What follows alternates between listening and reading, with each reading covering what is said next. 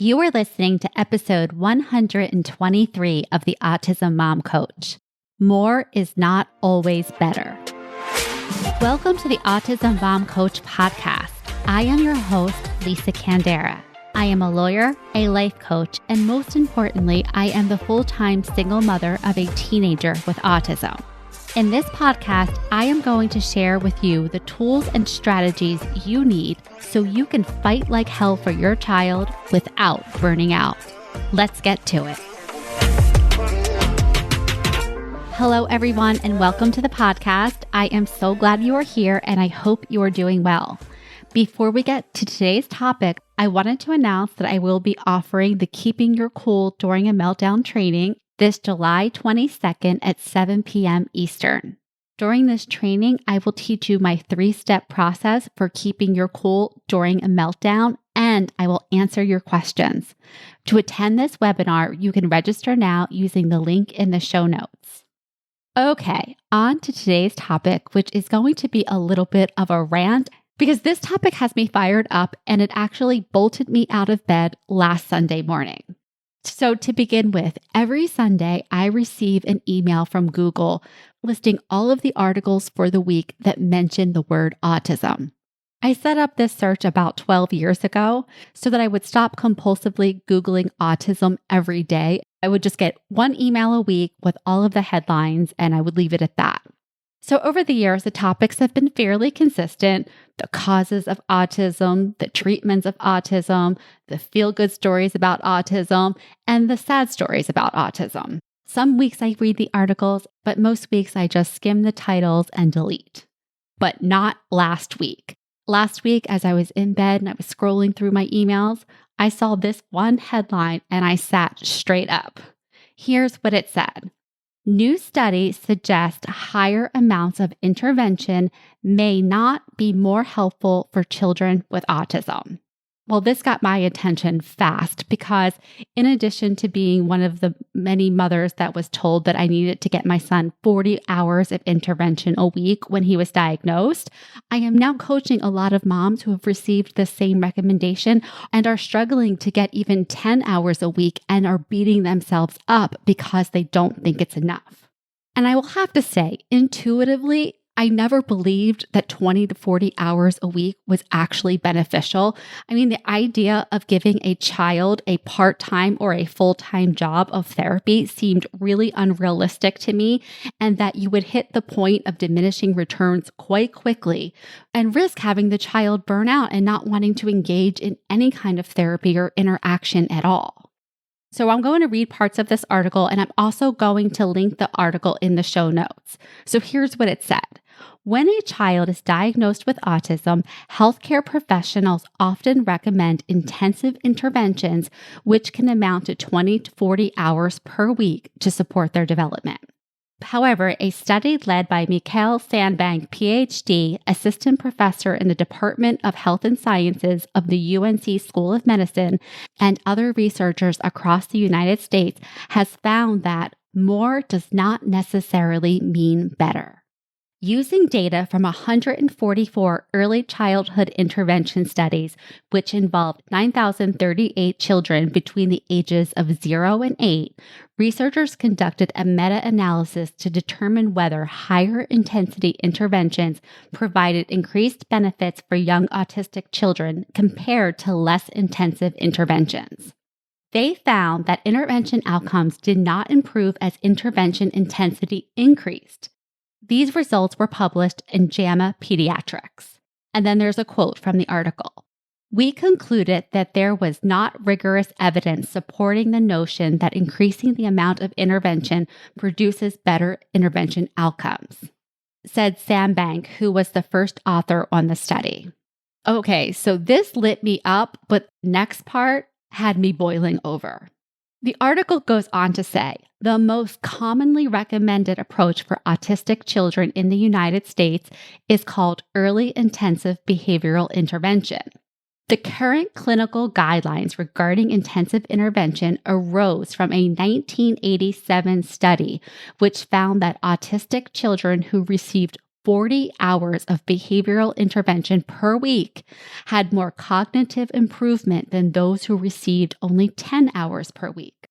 So at this point, I went a little off-road and I had to Google this 1987 study.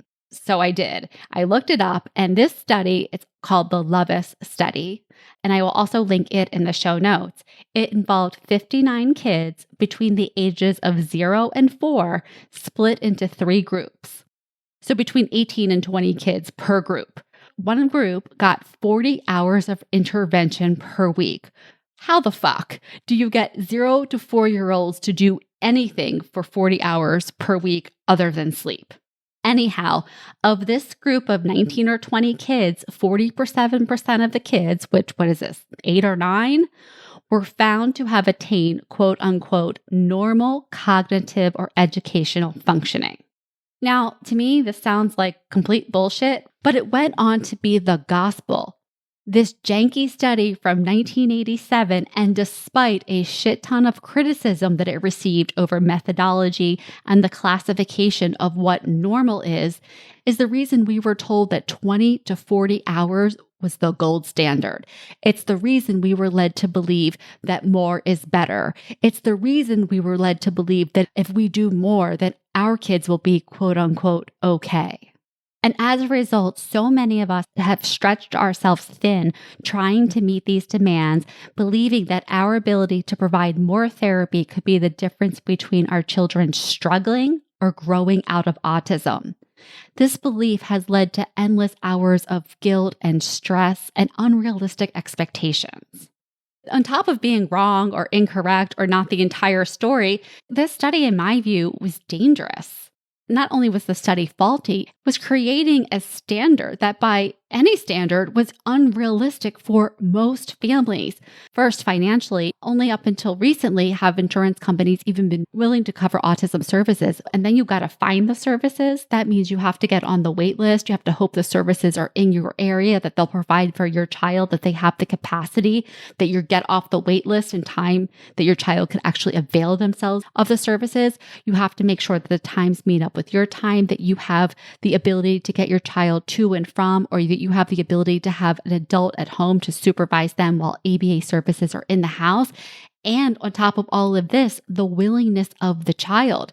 I know for me, when we received a recommendation of having, 20 hours a week of in-house therapy, they might as well have said 2,000 per week because it was just as unrealistic. My son believes in a strong separation of home and work, and anything that involves somebody else coming into our home to do anything, he is not about it. We tried it over and over, and I really saw so little benefit to it because even when my son wasn't resisting their presence, he was really just counting the minutes until they left and doing everything he could to avoid any minute that he could with them because he just simply was against it to begin with. So gold standard or not, it wasn't for us. And because of that, no matter how much I've done over the years, and I have done a lot, I've always felt like I was falling short because I was never approaching that 20 to 40 hours per week. And I see this with so many of my clients. It's why they never relax. It's why they tell me they feel like they should always be researching or always looking for something new or always doing something with their child. Because the underlying belief is more is better. And if I do more, then they will be quote unquote okay, or they won't struggle as much, or they won't be, autistic, all based on faulty information. Not just faulty, dangerous in the way that it's impacted us. Because the impact on us, the guilt, the sadness, the regret, the burnout, all that impacts our children much more than any therapy. We are more important to them than any therapy. Our well-being on any given day is more important to them than a couple more hours of speech or behavioral intervention just to say that you did it. Okay, so if 20 to 40 hours isn't backed by the studies, then what are we supposed to do? Here is what Sandbank suggests, and I could not agree more. She says, we recommend considering what amount of intervention would be developmentally appropriate for the child and supportive to the family. I thought this was so beautifully said for a couple of reasons. Developmentally appropriate to the child. So important. Developmentally doesn't mean by age. It means by where they are in their development. And that is something that we need to assess. And we are the best people to assess that because we are the experts on our child. And supportive to the family. Yeah, our kids aren't robots that we can stick into therapy for 20 or 40 hours a week. They are part of families that have needs, that have schedules, and that have real practical things that we have to deal with every single day. So if, for instance, Ben is freaking out about having ABA in the home, that impacts the whole family. Now, Ben doesn't have siblings, but if he did have a sibling, that would impact his siblings.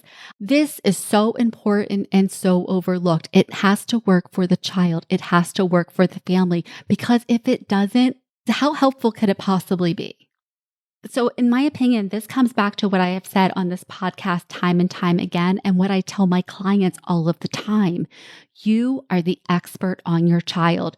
You are the best person to be making decisions about what kind of therapy and how much they need. And now I'm hoping that you can make these decisions without the unrealistic pressure or belief that 20 to 40 is one realistic or helpful. Instead, trust your instincts. Trust your expertise. Focus on quality and appropriateness of intervention, not just for your kid, but for your family. Keep an eye out for signs of burnout for both your child and yourself, and prioritize rest, play, and family time wherever possible. If you struggle with your fear of not doing enough or not doing the right things, or trusting yourself as the expert, I can help you with this. In my one-on-one coaching program, I help my clients step into their role as the expert on their child and teach them how to be the CEO of the extended care team that will be supporting your child throughout the years. They come and go. You are the thread through all of it. That is why it is so important for you to take care of yourself and to feel confident in your own decisions. And you want the support of someone who's been there and is doing it? That is me, and I am here to help you. To get started, schedule your consultation by going to the show notes. Now, when you schedule a consultation with me, you're scheduling a conversation. We're going to talk about what you're struggling with, what you want help with, and whether coaching with me is the next right step for you and your family. Again, to schedule your consultation, go to the link in the show notes. All right, everyone, that is it for this week. I will talk to you next. Thanks for listening to the Autism Mom Coach. If you are ready to apply the principles you are learning in these episodes to your life, it is time to schedule a consultation call with me. Podcasts are great, but the ahas are fleeting. Real change comes from application and implementation, and this is exactly what we do in my one-on-one coaching program. To schedule your consultation, go to my website, theautismmomcoach.com, work with me, and take the first step to taking better care of yourself so that you can show up as the parent you want to be for your child with autism.